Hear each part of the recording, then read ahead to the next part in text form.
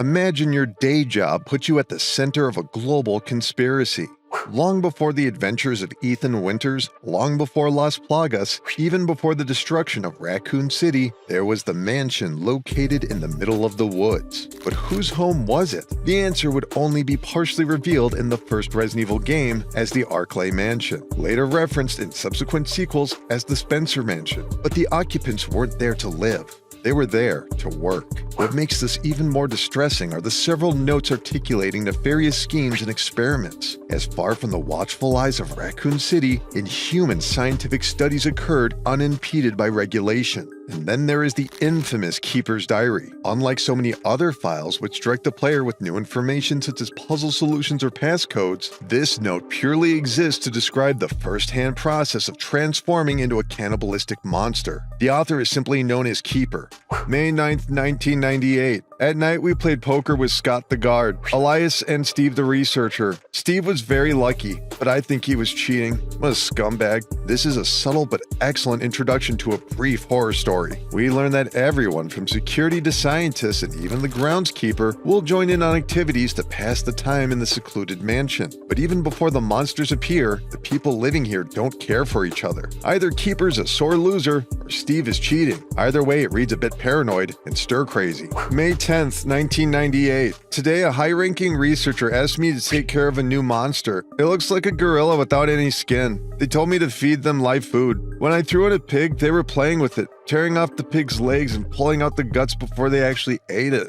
The implication here is the Tyrant, a bioweapon capable of absorbing and inflicting immense damage, which appears as the final boss of the game. Although still in its early stages prior to the advancements in the Tyrant virus, it appears to use what limited intelligence it has to inflict pain on other living creatures. May 11th, 1998. Around 5 o'clock this morning, Scott came in and woke me up suddenly. He was wearing a protective suit that looked like a spacesuit. He told me to put one on as well. I heard there was an accident in the basement lab. It's no wonder those researchers never rest, even at night. Now, to most people, this would be a red flag. But to the Keeper, or Keeper as it's never clear where the title comes from, it's just another annoyance in his overbearing day job. But the game's writing isn't interested in making him a pure victim of circumstance. He's complicit in the cruel experiments occurring, even if he isn't advancing the research. And as we'll see shortly, he's not a very good person. May 12th, 1998. I've been wearing this annoying spacesuit since yesterday. My skin grows musty and feels very itchy. By way of revenge, I didn't feed those dogs today. Now I feel better. Cruelty to animals is one of the clearest signs of psychopathy, and is backed up by Keeper's unemotional observation of a pig being eaten alive. But this would imply the absence of feeling, and the Keeper directly states he feels better because the dogs weren't fed, meaning we're likely dealing with a sadist, which could explain his persecution complex, such as viewing another poker player's luck as having been stolen from him through cheating. May 13th, 1998. I went to the medical room because my back is all swollen and feels itchy. They put a big bandage on my back and the doctor told me I did not need to wear the spacesuit anymore. I guess I can sleep well tonight. By this point, it's fairly obvious Keeper has switched from employee to a research subject. Any doctor that would suggest he remove the spacesuit would be well aware of why it was introduced in the first place. Keeper's body is beginning to fall apart, quite literally, well before the effects of the T-virus will reach his brain. May 14th, 1998. When I woke up this morning, I found another blister on my foot. It was annoying and I ended up dragging my foot as I went to the dog pen. They've been quiet since morning, which is very unusual. I found that some of them had escaped. I'll be in real trouble if the higher-ups find out. Somehow, Keeper still isn't putting it together. Simply reading the phrase, dragging my foot, doesn't reflect any real known human behavior. Something is deeply wrong. He says another blister, implying at least one previous. But at this point, there could be numerous. And unfortunately for Keeper, he's correct about the trouble he's caused. Those dogs, now infected, run in packs, mutilating bodies throughout the forest and attracting the attention of the local media, eventually leading to the state police and their special STARS unit being dispatched. Except none of them knew of the existence of this mansion, let alone its extensive world-class laboratory, showing how early this cover-up began. May 15th, 1998. Even though I didn't feel well, I decided to go see Nancy. It's my first day off in a long time, but I was stopped by the guard on the way out. They say the company ordered that no one leave the grounds. I can't even make a phone call. What kind of a joke is this? It's important to keep in mind the first Resident Evil is a slow burn mystery, and it takes quite a while before the company umbrella appears. And really, this is fascinating for two reasons. The first being zombies are caused by some sort of man-made virus rather than magic or nuclear radiation, as was made popular by George Romero. And second, the Great Enforcers are not an invading military, but a well-known pharmaceutical company. Nevertheless, they would act with extrajudicial authority to cover up their disturbing experiments. May 16, 1998. I heard a researcher who tried to escape from the mansion was shot last night. My entire body feels like it's burning and itchy at night. When I was scratching the swelling on my arms, a lump of rotting flesh dropped off. What is happening to me?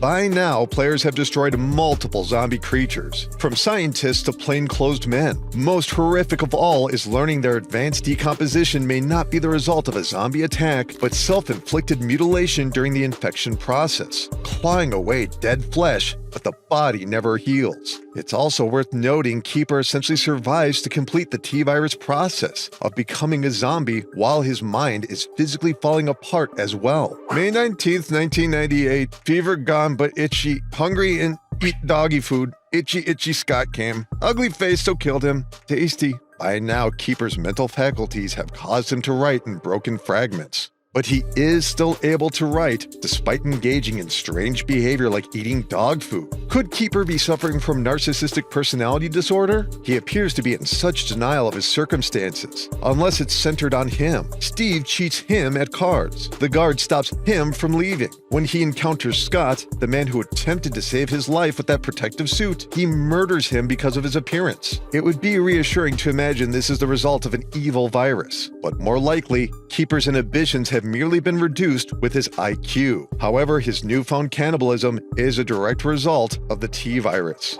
4. Itchy. Tasty. The final and no doubt most infamous entry, Itchy Tasty, has become shorthand in fandom and game design. While environmental storytelling has long existed in games, Resident Evil's extravagant production and dark subject matter helped form a template that would continue in other AAA games like BioShock and The Last of Us, informing the player of events preceding them while witnessing the end results. Or in this example, a jump scare of a zombie in a closet. Is this Keeper? Did his limited intelligence attempt to hide and attack another resident of Arklay? Was he hiding from the other monsters? Or perhaps, most disturbing, this person could be hiding from Keeper. Of all of Resident Evil 1's world building, Keeper's Diary is the most effective. Players have yet to see the full picture, but after experiencing the disintegration of a mind, which perhaps without intervention would continue on in an undead haze indefinitely, it's the sort of outcome that makes a quick slash from the tyrant preferable. But even without this chilling account, Keeper would be among the most significant characters in all of Resident Evil, because if he did his job correctly, the dogs may not have gotten loose, which wouldn't have gotten media attention, which means no Chris and Jill going into the woods, and that means not creating the founding cast of Resident Evil. Heck, if the dogs didn't get out, Chris wouldn't have gone missing, and his sister Claire wouldn't have met and rescued Leon Kennedy, and so forth, all because Keeper didn't watch the dogs. So you could say Keeper's negligence is a cornerstone of the entire franchise. Anyway, that's going to do it for this bite-sized lore. How about chatting back in the comments about the significance of Keeper's Diary? Why do you think he kept writing after he started eating his coworkers? Let us know in the comments below. Keep clicking around here on Game Rant, and we'll see you next time.